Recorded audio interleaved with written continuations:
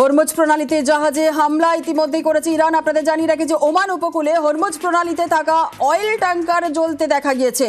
Hormuz প্রণালী Oman এবং ইরানের মধ্যে থাকা এমন একটি সংকীর্ণ জলপথ যেখানে দিয়ে বিশ্বের মোট রপ্তানি 1/5 তেল সরবরাহ করা হয়ে থাকে। আর সংঘাত শুরু হওয়ার পর থেকেই অনেকেরই আশঙ্কা ছিল যে এই প্রণালী দিয়ে তেলের ট্যাঙ্কার পরিবহন কার্যত থমকে যাবে। আর গোটা বিশ্বে তেল পরিবহনের গুরুত্বপূর্ণ রুট এই হরমুজ প্রণালী। ঘুরপথে আমদানি রপ্তানি তেলের দামে প্রভাব পড়তে পারে।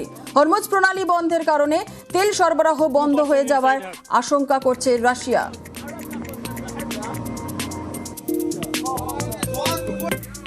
ভয়ঙ্কর প্রত্যাঘাত ইরানের আমেরিকার রণতরী আব্রাহাম লিঙ্কনে মারণ আঘাত। আর বিশাল এই রণতরীতে হামলা চালিয়েছে ইরানের 4টি ব্যালিস্টিক মিসাইল, এমনটাই দাবি করেছে ইরানের সেনাবাহিনী। মধ্যপ্রাচ্যের মহাযুদ্ধে চলছে হরমুজ প্রণালী। ওমান উপকূলে অয়েল ট্যাঙ্কারে ইরানের হামলা আর হরমুজ প্রণালী দিয়ে থমকে তেল সরবরাহ। ইতিমধ্যেই অপরিশোধিত তেলের দাম 10% বৃদ্ধি। যুদ্ধের আঁচে বাড়বে কি জ্বালানির দাম? আশঙ্কায় রয়েছে গোটা বিশ্ব। মধ্যপ্রাচ্যের যুদ্ধে জ্বালানির দাম বৃদ্ধির জোরালো আশঙ্কা করা হচ্ছে। ভারতের প্রয়োজনের বেশিরভাগ তেলই আমদানির ওপর নির্ভরশীল। আর তেলের দাম বাড়লে সমান তালে কিন্তু নিত্য প্রয়োজনীয় জিনিসের দামও বৃদ্ধি হবে। সব মিলিয়ে অর্থনীতিতে ধাক্কার আশঙ্কায় রয়েছেন বিশেষজ্ঞরা।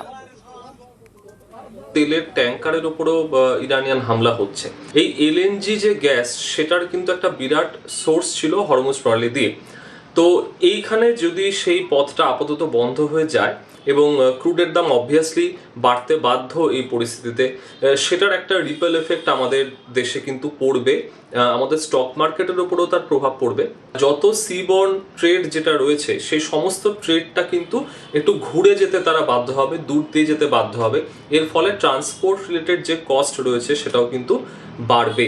যুদ্ধ পরিস্থিতি যদি আগামী 15 থেকে 20 দিনের মধ্যে একটা স্বাভাবিক পরিস্থিতিতে না আসে, যদি দীর্ঘকালীন যুদ্ধ চলতে থাকে, তাহলে কিন্তু অতি অবশ্যই আমাদের দেশের অর্থনীতি এবং আমাদের যে খনিজ তেলের সাপ্লাই, তার উপর একটা প্রভাব কিন্তু পড়বে।